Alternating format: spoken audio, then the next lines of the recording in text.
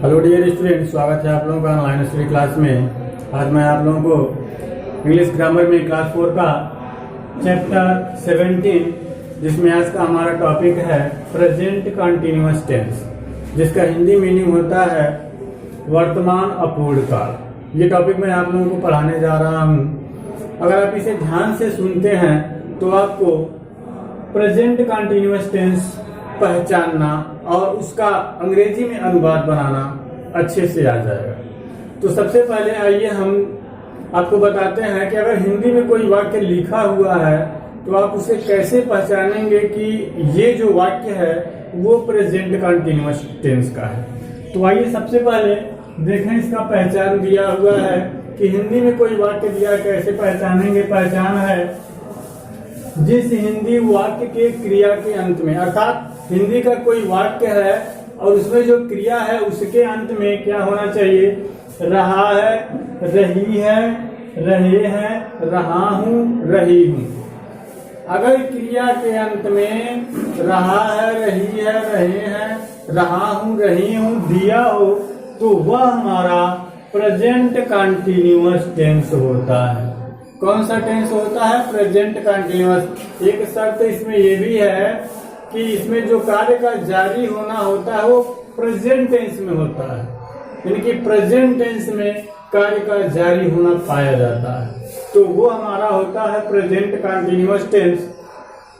Example देखेंगे, जैसे मोहन पढ़ रहा है, क्रिया है पढ़ना, इसी के अंत में रहा है दिया है। मैं विद्यालय जा रहा हूँ, क्रिया है जाना, अंत में रहा हूँ दिया है। तो पहचान यही है कि जिस हिंदी वाक्य के क्रिया के अंत में रहा है, रही है, रहे हैं, रहा हूं, रही हूं दिया हो तो वो हमारा प्रेजेंट कंटिन्यूअस टेंस होता है। अब ये जो वाक्य है वो हमारा प्रेजेंट कंटिन्यूअस टेंस का वाक्य है। आइए हम बात इसका कैसे बनेगा, तो इसके रूल पे चलते हैं। देखें इसका रूल क्या होता है।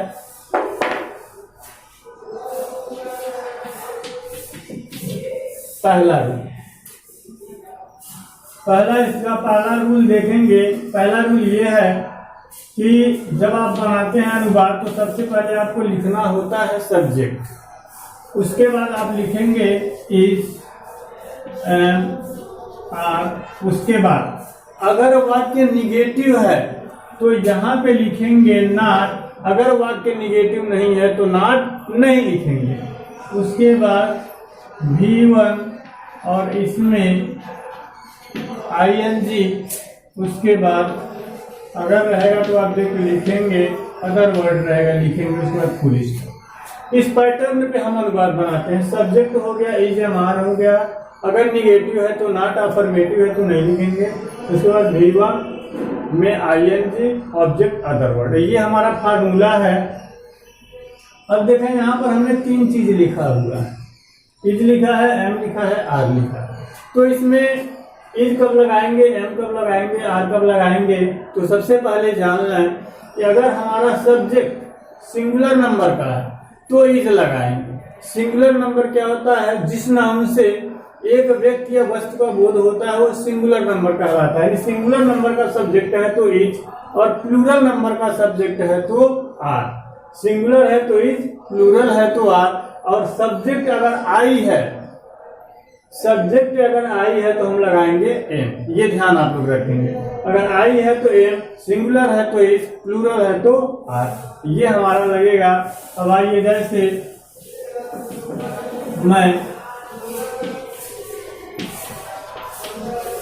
विद्यालय जा रहा हूँ, धोबी कपड़ा नहीं धो रहा है। देखें, एक वाक्य अफर्मेटिव है, एक वाक्य हमारा निगेटिव है। तो क्रिया इसका ये है जाना, और इसी के अंत में दिया है, इसका धोना और रहा है दिया हुआ है। अनुवाद कैसे बनेगा? सबसे पहले आपको लिखना है सब्जेक्ट। सबसे पहले क्या लिखना है आपको? सबसे पहले लिखना है आपको सब्जेक्ट। सब्जेक्ट हमारा क्या है इस वाक्य में ढूंढेंगे। सब्जेक्ट हमारा, अगर आप नहीं जान पा रहे हैं कि सब्जेक्ट कौन है तो हु से प्रश्न करेंगे, कौन लगाकर प्रश्न करेंगे, जो जवाब मिलेगा वही सब्जेक्ट है। तो कौन विद्यालय जा रहा है, तो जवाब आएगा मैं विद्यालय जा रहा हूं। कौन कपड़ा धो रहा है, तो धोबी कपड़ा धो रहा है। तो कौन का जो जवाब होता है वही हमारा सब्जेक्ट होता है। देखें दिया है सब्जेक्ट हो जाएगा आई, उसके बाद इज हमारे में से कोई एक लगाएंगे। अब सब्जेक्ट आई है तो हमने क्या बताया, अगर सिंगुलर नंबर का सब्जेक्ट है तो इज, प्लूरल नंबर का सब्जेक्ट है तो आर, और सब्जेक्ट आई है तो एम लगाएंगे। तो आई हमारा सब्जेक्ट है तो आई एम। उसके बाद इस वाक्य में देखें निगेटिव है, नहीं निगेटिव नहीं है तो हम इसको नहीं लिखेंगे। अब सीधे आ जाएंगे V1। V1 क्या है, गो। अब इसी में आई एन जी गोइंग हो जाएगा। आई एम गोइंग कहाँ, school. I am going to, किसी प्लेस को दर्शाने के लिए प्रीपोजिशन लगाया जाता है। तो I am going to school, मैं विद्यालय जा रहा हूं। दूसरा वाक्य दिया धोबी कपड़ा नहीं धो रहा है, तो सब्जेक्ट धोबी है, लिखेंगे द वॉशरमैन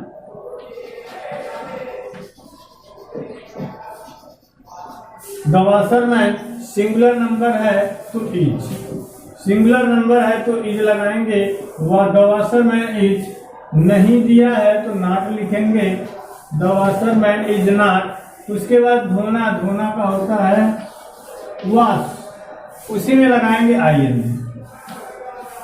वॉशिंग क्या, कपड़ा, the clothes. The washerman is not washing the cloth.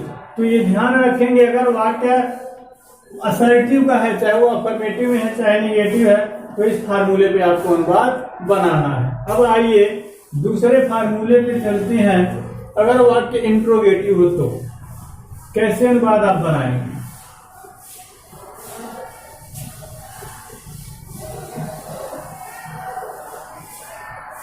दूसरा नियम यह है कि अगर वाक्य इंट्रोगेटिव हो, इंट्रोगेटिव दो प्रकार के होते हैं, एक होता है यस या नो टाइप और एक होता है WS टाइप।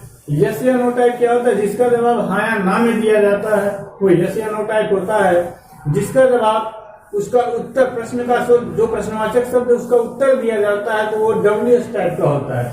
यस या नो टाइप के जो क्वेश्चन होते हैं वो हेल्पिंग वर्ब से स्टार्ट होते हैं, और WS टाइप के जो वाक्य होते हैं वो क्वेश्चन वर्ड से स्टार्ट होते हैं। तो आइए पहले यस या नो टाइप वाले वाक्य को देखते हैं।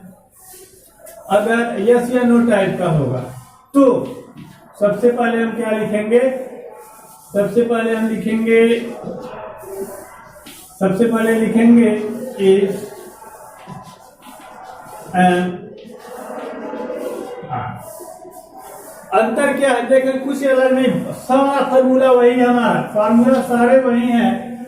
अंतर क्या है, ये और ये जो है, ये तीनों चीज यहां था और ये इधर था, मतलब ये इधर था और ये इधर, इन दोनों का आपस में प्लेस चेंज हो गया है। बस इतना ही अंतर है कि अगर वाक्य क्या से शुरू होगा, जैसे क्या बच्चे अपना पाठ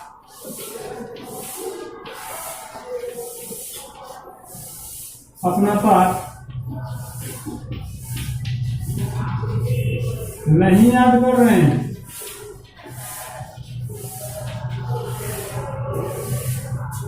क्या बच्चे अपना पाठ नहीं याद कर रहे हैं, तो ये वाक्य देखा याद करना दिया है, इसी के अंत में दिया है, तो ये हमारा प्रेजेंट कंटीन्यूअस टेंस का हो गया। वाक्य निगेटिव है और क्या से स्टार्ट हुआ, अर्थात इंट्रोगेटिव निगेटिव दोनों ही।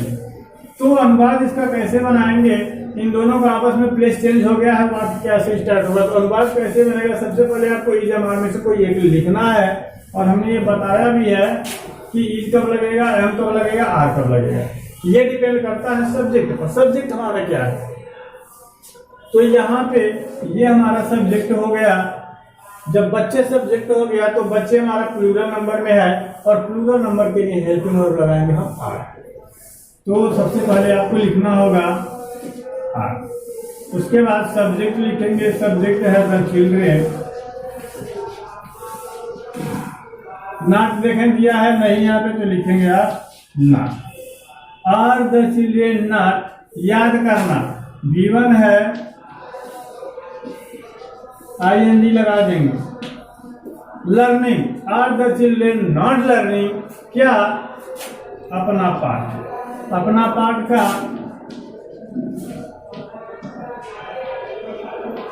There lesson. अपना पाठ, ये ध्यान रखेंगे अगर अपना किसी वाक्य में दिया हुआ है तो ये हमारा सब्जेक्ट के ऊपर डिपेंड करता है। जैसे जो सब्जेक्ट होगा अपना का अंग्रेजी जो होता है उसी सब्जेक्ट के अकॉर्डिंग लगता है। जैसे बच्चे है तो बच्चे प्लूरल नंबर में है तो इसके लिए कोई प्रोनाउन यूज करते हैं, दे होगा तो उसका पजेसिव एडजेक्टिव लिखेंगे, हो जाएगा देयर। अगर यहाँ पे यू होता तो वहां पे अपना का अंग्रेजी योर लिखते, ही होता तो हिज लिखते, आई होता तो माई लिखते, वी होता तो आवर लिखते। कहने का आशय ये है कि जैसा सब्जेक्ट होगा उसी का पजेसिव एडजेक्टिव हम वहां पर अपने की अंग्रेजी को लिखेंगे। तो क्या बच्चे अपना पाठ नहीं याद कर रहे हैं? Are the children not learning their lesson, ये अनुवाद हो गया। अगर वाक्य इस टाइप का होगा तो अब देखें, अगर तीसरा टाइप, तीसरा रूल ये है कि अगर वाक्य के बीच में प्रश्नवाचक शब्द दिया हुआ है, ये तो क्या से स्टार्ट हुआ है, अगर प्रश्नवाचक शब्द वाक्य के बीच में दिया तो अनुवाद में क्या बनेगा? ऐसे ही था जो क्या से स्टार्ट हुआ था, लेकिन प्रश्नवाचक शब्द अगर आ जाए तो कुछ नहीं करना है। सबसे पहले आपको क्वेश्चन वर्ड लिखना, बाकी सारा फार्मूला वही है, कोई चेंजिंग नहीं है। अगर एक फार्मूला आप सही ढंग से याद कर लेते हैं तो उसी पैटर्न पे आप बनाते हुए चले जाएंगे, कभी कोई असुविधा नहीं होगी। तो देखें आप, जैसे वाक्य दिया है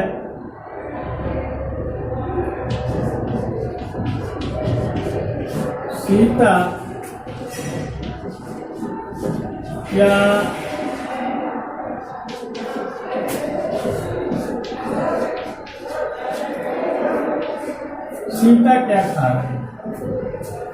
खा रही है दिया है, इसका मतलब ये कंटिन्यूअस है। यहाँ पे इंट्रोगेटिव वर्ड बीच में आया हुआ है। इंट्रोगेटिव वर्ड किसे कहते हैं? जिस वर्ड से प्रश्न पूछने का, क्वेश्चन पूछने का बोध होता है वो इंट्रोगेटिव वर्ड कहलाता है। यहाँ पे क्या से पता चला कि प्रश्न पूछ रहा है तो यहाँ पे इंट्रोगेटिव वर्ड है। अनुवाद कैसे बनेगा? इस फॉर्मेट में बनेगा अनुवाद। इसके पहले क्या था, ये यहाँ था तो वो एस टाइप का हो गया था, लेकिन ये WS टाइप का वर्ड क्योंकि यहाँ पे बीच में आ गया। अनुवाद कैसे बनाएंगे? इस पैटर्न पे बनाएंगे। तो देखा, सबसे पहले आपको लिखना होगा क्वेश्चन वर्ड। क्वेश्चन वर्ड क्या? व्हाट। यहाँ पे क्या दिया है? क्या का अंग्रेजी होता है? What. First of all you have to write what and after that is MR में से कोई एक लगाएंगे आप। ये डिपेंड करता है सब्जेक्ट पे। सब्जेक्ट हमारा सीता है, सीता जो एक सिंगुलर नंबर का है, सिंगुलर नंबर पे हम लगाएंगे सहायक या is. What is Sita, subject हो गया। नॉट देखे नहीं दिया हुआ, नहीं लिखेंगे, आगे बढ़ जाएंगे। भी दिया है, भी है हमारा इज, और इसी में आपको लगाना है IN। What is Sita eating, सारा खत्म हो गया, इंट्रोगेटिव मार्क लगाएंगे। तो ये हमारा इस तरीके से सीता क्या खा रहे, व्हाट इज सीता ईटिंग, ये अनुवाद बन गया। तो इस पैटर्न पे आपको जो भी वाक्य आएंगे आप अनुवाद बनाएंगे। अगर कहीं कोई दिक्कत हो प्रेजेंट कंटिन्यूअस टेंस को पहचानने में तो आप इस वीडियो को पुनः देख सकते हैं।